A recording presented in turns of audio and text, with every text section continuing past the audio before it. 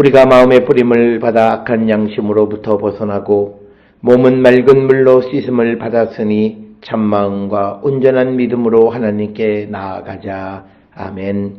전능하사 천지를 만드신 하나님 아버지를 내가 믿사오며 그 외아들 우리 주 예수 그리스도를 믿사오니 이는 성령으로 잉태하사 동정녀 마리아에게 나시고 본디오 빌라도에게 고난을 받으사 십자가에 못 박혀 죽으시고 장사한 지 사흘 만에 죽은 자 가운데서 다시 살아나시며 하늘에 오르사 전능하신 하나님 우편에 앉아 계시다가 저리로서 산자와 죽은 자를 심판하러 오시리라.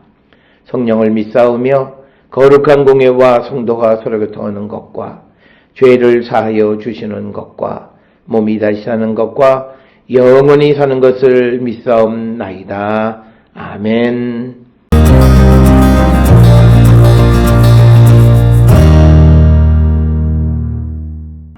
그리스도께서도 단번에 죄를 위하여 죽으사 의인으로서 불의한 자를 대신하셨으니 이는 우리를 하나님 앞으로 인도하려 하심이라. 육체로는 죽임을 당하시고 영으로는 살리심을 받으셨으니 그가 또한 영으로 가서 옥에 있는 영들에게 선포하시니라. 그들은 전에 노아의 날 방주를 준비할 동안 하나님이 오래 참고 기다리실 때에 복종하지 아니하던 자들이라. 방주에서 물로 말미암아 구원을 얻은 자가 몇 명뿐이니 겨우 8명이라. 물은 예수 그리스도께서 부활하심으로 말미암아 이제 너희를 구원하는 편이 곧 세례라. 이는 육체의 더러운 것을 제하여 버림이 아니요 하나님을 향한 선한 양심의 간군이라. 그는 하늘에 오르사 하나님 우편에 계시니 천사들과 권세들과 능력들이 그에게 복종하느니라.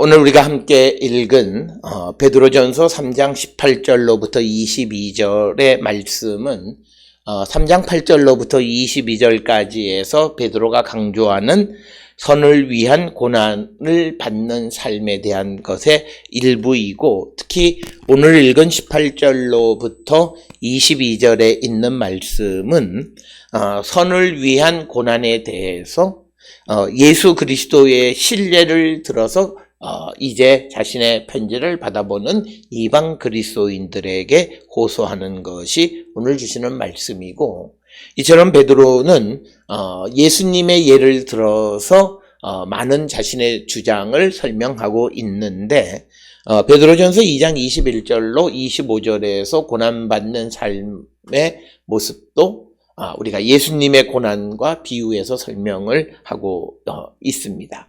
특별히 베드로가 이렇게 강조하는 것은 예수 그리스도를 통해서 하나님께 소망을 두고 살아가는 사람들의 삶은 항상 예수님의 행적을 본받는 자가 되어야 한다라고 하는 그런 생각 속에서 예수님의 신뢰를 많이 사용하고 있는 것을 우리가 알게 됩니다. 오늘 주시는 18절에서 그리스도께서 단번에 죄를 위하여 죽으사 의인으로서 불의한 자를 대신하셨으니 이는 우리를 하나님 앞으로 인도하려 하심이라.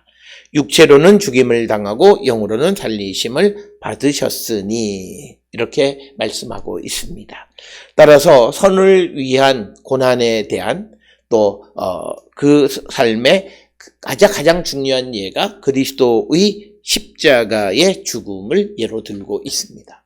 그래서 예수님은 아무 죄가 없으시고 입술에 거짓도 없으신 분이심에도 불의한 자를 대신해서 죽으셨다라고 하는 겁니다. 그것은 이 불의한 자들을 하나님 앞으로 인도하는 그 일을 위해서 고난을 당하셨다라고 하는 겁니다. 특별히 이런 말씀은 선을 위해서 고난을 받는 것은 하나님을 위해서, 그리스도를 위해서, 복음을 위해서 우리가 이처럼 선을 위한 고난을 받으라라고 하는 이 베드로의 가르침과 같은 맥락의 말씀이 되겠고, 그래서 육체로는 죽임을 당하고 영으로는 살리심을 받으셨다라고 하는 것입니다. 그래서 우리가 예수님의 십자가의 죽음은 우리를 하나님 앞으로 인도하기 위한 것이다. 그래서 예수님께서는 육체로는 죽으셨지만 그러나 영으로는 살리심을 받으셨다. 즉 죄는 죽고 하나님의 영이 그 안에 계신다라고 하는 그런 의미가 되겠습니다. 그러면서 19절에 그가 또 영으로 가서 옥에 있는 영들에게 선포하셨다라고 하는 겁니다. 그래서 오늘 주시는 이 19절에 있는 말씀은 그리스도께서 죽음의 세계로 내려가셔서 심지어 불순종한 사람들에게 복음을 전하셨다라고 하는 그런 말씀이 되게 있습니다. 그래서 오늘 주시는 본문에 나타나는 옥에 있는 영은 누구인가 이에 대해서 특별히 베드로 후서 2장 4절에 있는 말씀을 근거로 아마도 범죄한 천사들이 아닐까 이렇게 설명을 합니다. 즉 그래서 초기 기독교 시대에 예수께서 하나님의 심판을 받아 옥에 갇혀 있는 천사들에게 선포하셨다라고 하는 것. 그런데 예수님의 선포가 무엇인지는 정확하게 말하고 있지는 않지만 그러나 이것에 대해서 개신교가 이해하는 것은 사악한 자들은 하나님의 심판을 받는다라고 하는 것을 보여주는 그런 선포였을 것이다. 이렇게 이해를 합니다. 그리고 오늘 주시는 본문의 22절에 보면 그는 하늘에 오르사 하나님 우편에 계시니 천사들과 권세들과 능력들이 그에게 복종하였다라고 하는 겁니다. 즉 예수께서는 하나님 우편에 앉으셨고 천사나 권세들이나 능력들이 예수께 복종하는 것으로 묘사되어져 있기 때문에 우리가 오늘 옥에 있는 영들에게 하나님의 심판을 선포하신 것으로 이해한다라고 하는 것입니다.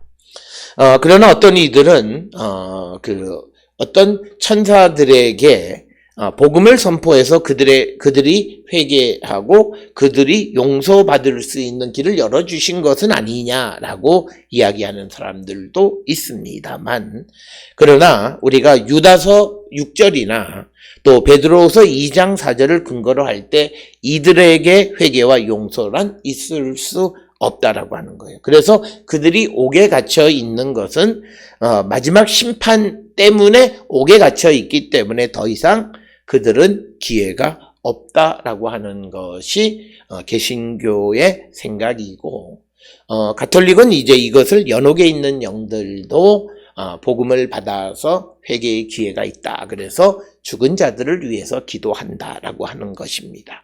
그래서 오늘 주시는 이 19절에 대한 해석이 각각 다르다라고 하는 것이고, 20절에 이제 그들은 그 옥에 갇힌 영들은 전에 노아의 날 방주를 준비하는 동안 하나님이 오래 참고 기다리실 때에 복종하지 아니하던 자들이라.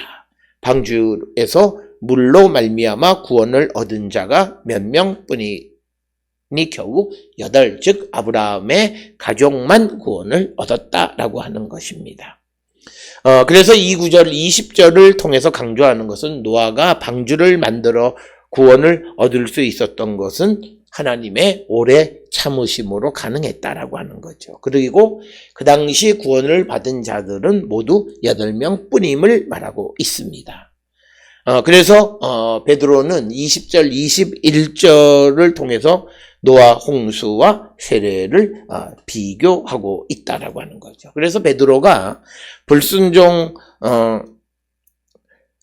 불순종하는 자들에 대한 심판을 언급함으로써 현재 고난과 환난 가운데 있는 자들을 위로하고 있는 거죠. 그래서 우리가 예수 그리스도의 복음을 믿는데 고난 때문에 우리가 순종하지 못한다면 우리도 심판을 받을 수밖에 없다라고 하는 거죠. 그래서 예수 그리스도 안에 있는 이들이 고난 속에 있을 때 잘 견뎌서 구원에 이르는 자가 되라고 하는 것이고, 21절에 물은 예수 그리스도께서 부활하심으로 말미암아 이제 너희를 구원하는 편이 곧 세례, 즉 오늘 주시는 21절에서 물과 세례를 연결시키는 겁니다.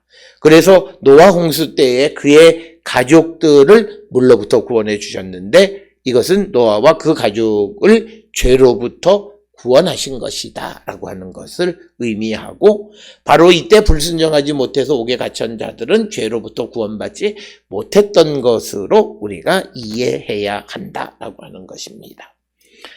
그리고 또 이는 육체의 더러운 것을 제하여 버림이 아니요 하나님을 향한 선한 양심의 간구이다.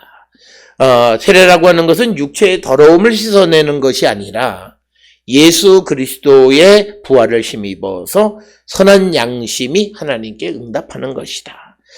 이 선한 양심은 베드로전서 2장 19절에 그리고 베드로전서 3장 16절에서 언급하는 이 부당하게 고난을 당해도 하나님을 생각해서 슬픔을 참을 뿐만 아니라 온유하고 공손한 마음을 갖는 것, 바로 그런 하나님을 향한 선한 양심의 강구다, 이렇게 이야기합니다.